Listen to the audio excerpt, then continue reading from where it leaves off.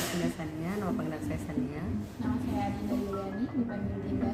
Di sini kami ingin memenuhi tugas UTS mata kuliah pengantar bisnis teori pariwisata dengan cara mewawancarai salah satu pengelola bisnis di bidang F&B. Berikut wawancara yang dilakukan oleh teman saya Sania. Hai Kak, Halo, Sania. Samena, Richard, halo. Aku mau izin wawancarain kali ya. Boleh. Untuk tugas aku, tugas UTS, tugas kelompok, mewawancarakan di bidang ini sih kayak bidang coffee shop kuliner sih, kita anakin aja ya. Aku mau tanya sebelum kakak jadi di coffee shop gitu, barista itu lebih ke hobi atau apa sih? Lebih karena profesi sebenarnya. Pertama kali saya nggak punya background kopi juga. Terus pertama kali belajar tertarik. Kemudian ya saya dalami sampai akhirnya setelah 5 tahun 6 tahun punya kesempatan punya coffee shop akhirnya. Jadi berawalin belajar dari barista itu dari coffee shop kecil kah atau Betul. apa? Ikut ajang-ajang lomba gitu?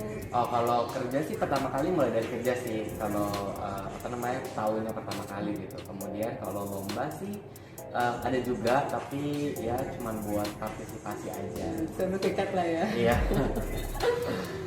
Buat pengalaman kurang lebih. Kayak gitu.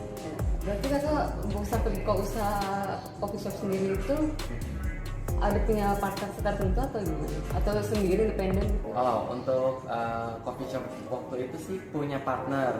Jadi saya urusin di operasional, partner saya urusin soal kayak finance, soal legal. Jadi tiap partner punya perannya masing-masing. Jadi semua berperan yang di Yes. dalam bisnis. Kakak emang apa lebih hobi ya coffee shop, doain kopi juga atau mungkin lebih ke demen latte art mungkin? Oh, kalau soal kopi sih saya sih lebih suka karena taste-nya ya. Oh, taste. Karena rasanya ya. Jadi banyak sekali sebenarnya dari kopi itu yang bisa kita dapat. Ada rasa coklat, kacang-kacangan. Jadi menarik sih, benar-benar menarik. Makanya saya mau lebih dalam gitu. Iya betul sih. Saya tahu dikit sih ya tentang coffee shop ya. Kayak seperti Gayo Wine. Gayo, iya betul, itu salah satunya. Ya kayak Gayo Wine gitu. Jadi kayak tesnya ada sendiri gitu, biji kopi nggak semuanya tahu, nggak ngerti, yang ngerti lah ya. Betul. Karena sebenarnya kopi itu kan juga banyak sekali ya. Jadi biar kita tahu ya kita harus coba. Aja sih. Kalau boleh tahu nama coffee shop itu apa? Waktu itu namanya Cafe Lab. Cafe Inlet. Iya. Di daerah Di area Tamrin sama satu lagi di Kebon Jeruk. Oh Ada iya. dua. Kebon Jeruk sama Tamrin, lebih ke mana itu? Kalau untuk pusat dan apa ya? Oh, Iya. utamanya. Iya. Utamanya sih di Tamrin. Oh, Cuman Tamrin. sebenarnya sama aja sih. Kayak kita punya 2 cabang aja. Untuk target pasarnya lebih gimana? Untuk targetnya kita ada di gedung perkantoran. Jadi target kita orang-orang yang bekerja di office building itu. Oh iya. Itu sama orang-orang yang ada di kantor sekitar. Tujuan kakak yang dicapai sampai target coffee shop itu gimana? Target dari coffee shop sendiri. Iya, betul. Pada saat itu sih kalau saya sih cuma mau balik modal dulu ya. Oh, pada iya. saat itu. Dan untungnya pada saat itu kita udah manage untuk balikin modal 10 bulan setelah buka. Jadi ya lumayan. Oke, udah tercapai lah setelah itu. Habis itu bulan berikutnya buka cabang. Itu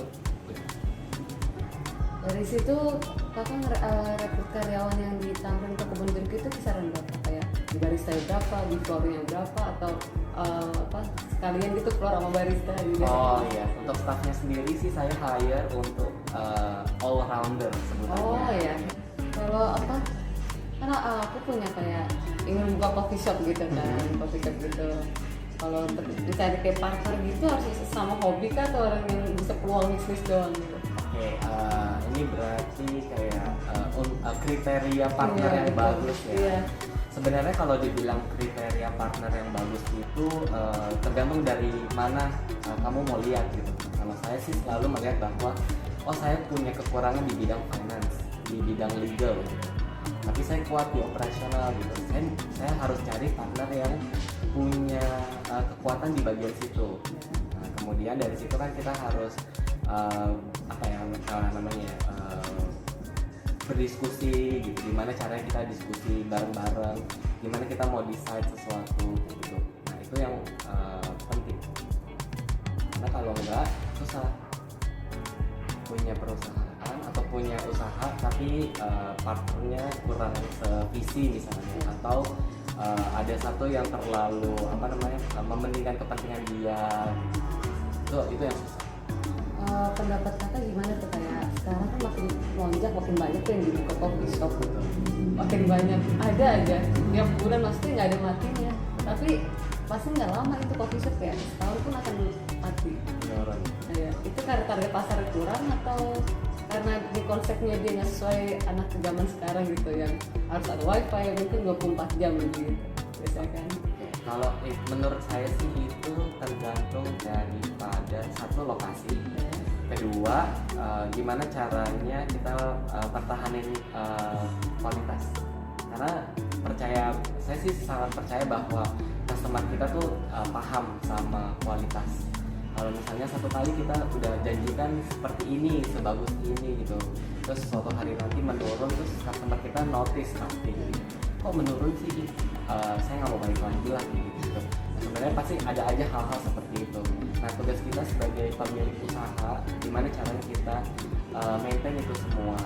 Kalau misalnya lokasi, oh iya saya di lokasi perkantoran misalnya, gimana ya solusinya supaya orang-orang yang ada di luar gedung perkantoran tersebut tahu tentang brand saya gitu. Oh misalnya saya ada di GoFood, ada di GrabFood, kalau sekarang ada ShopeeFood ya.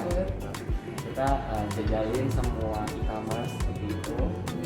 Jadi orang-orang jadi lebih tahu, lebih aware kalau kita tuh ada di situ. Aku mau nanya lagi deh, kayak misalkan orang coffee shop itu ngadain live musik, itu dia bakal nutupin gak sih, atau dia punya dana sendiri untuk ngadain live musik gitu? Untuk live musik sebenarnya kalau menurut saya ya, itu live music itu komplimen. Oke. Kalau misalnya cocok seperti misalnya kan, kalau saya kan di gedung perkantoran ya, kalau tiba-tiba ada live music kok kayaknya aneh gitu. Jadi balik lagi tergantung daripada konsepnya sendiri gitu. Kalau memang ada budget lebih untuk menghadirkan live music, menurut saya bisa dipertimbangkan, karena itu juga jadi daya tarik ya. Karena apalagi di waktu-waktu seperti ini, kalau udah ikutin protokol, semua aman, saya rasa dengan menghadirkan live music harusnya jadi nilai plus. Ya, pas dari toko itu sendiri, Iya. ayo coffee shop ini adalah musik yang enak buat kita nongkrong gitu. Meskipun juga perlu diketahui bahwa seperti anjuran pemerintah ya, kita tetap social distancing, duduk berjarak, dan semuanya itu ya Sesuai tetap harus protokol kesehatan dijalanin ya.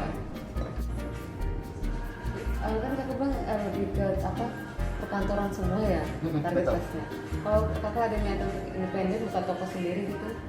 Oh maksudnya bukan Iya. di gedung orang Iya, gitu ya? betul. Itu justru kedepannya rencananya juga maunya seperti itu. Jadi kayak lebih baik kayak gitu, jadi target pasar juga jam bukanya kayak lebih nggak sesuai operasional jam kerja, betul kan? Betul. Karena dulu waktu di gedung perkantoran ya mengikuti jam operasional kantornya juga gitu. Mungkin kita buka lebih awal sedikit, tutup lebih malam sedikit gitu. Jadi kira-kira semua orang tahu kita buka, pas kita tutup, oh mereka tahu juga. Itu udah pasti Sabtu Minggu tutup ya kan? Betul, Sabtu Minggu tanggal merah tutup. Gitu. Ikutin jam kerja banget. Ngikutin kantor.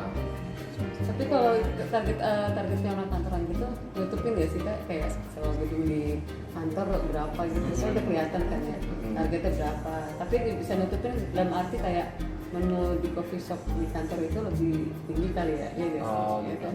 Nah, Targetnya kalau itu pada saat tersebut sih saya bikin kayak oke, orang kantor gimana mindset saya ya pada saat itu, orang kantor oke, gimana caranya mereka bisa minum kopi bisa setiap hari, kopinya enak, bukan kualitas abal-abal tapi murah, terjangkau gitu. Gimana caranya ya, berarti itu konsepnya saya buat harganya seminimum mungkin dengan kualitas sebagus mungkin supaya mereka balik lagi. Jadi istilahnya saya jual dengan konsep quantity tapi saya jaga kualitasnya gitu. Jadi ya ini aja sih. Karena kan kalau misalnya tadi mungkin ada pertimbangan bahwa gimana bayar sewanya mahal ya pasti ya gitu. Nah untungnya pada saat tersebut enggak gitu. Dan coffee shop saya pada saat itu juga bukan yang gede-gede banget gitu. Saya kalau nggak salah cuma 20 meter persegi. 20 meter persegi secara keseluruhan, jadi dibilang gede banget enggak, pas lah gitu, sama sitting area sedikit gitu. Jadi benar-benar saya maksimalin aja. Kalau untuk ini Kak, kayak packaging di gelas kopinya, kan itu di kantor di gelas plastik atau enggak? Oh, gelas take away ya. Gelas take away semua ya, karena Gelas take away otomatis semua. pada cepet Iya. semua ya. Cuman saya juga tetap sediain gelas Glassware-nya gelas lah ya. bling ya gitu. Kalau misalnya mau cepat, mau di take away atau mau minum di sini kayak gitu kan, biasa kita juga akan tanyain kan. Nah pada saat itu juga belum pandemi, jadi kita masih pakai gelas beli. Oke, ada aku punya promonya sendiri gak sih kalau setiap minggunya atau target pasar kayak mau ngadain promo banding sama siapa apa gitu, snack apa gitu. Oh, kalau untuk promo marketing ya berarti ya. Pada saat itu sih saya percaya, saya idealis orangnya. Saya nggak mau buat promo-promo pada saat itu. Oh, Ya, saya yakin betul sama produk saya. Saya yakin bahwa nggak perlu promo, orang ketika minum, ketika cobain, oh ini datang dari kualitas yang bagus gitu. Biar produknya aja yang berbicara istilahnya. Tapi selebihnya daripada itu, gimana caranya saya buat maintain customer, yaitu kayak tadi di awal saya bilang customer service, gimana caranya staff baristanya bisa ngajak ngobrol, kayak engage, biar ada interaksi sih sebenarnya. Kalau untuk Gitu sih. akhirnya ternyata nggak sih coffee shop itu buka targetnya kayak di destinasi bisnis pariwisata. Gimana sorry? Jadi kayak buka coffee shop dengan dekat sama destinasi pariwisata seperti kayak Ancol atau apapun itu ya. Kayak rekreasi gitu dan tempat gitu. Ada niatan kayak buka booth gitu kali ya atau apa? Oh, oke.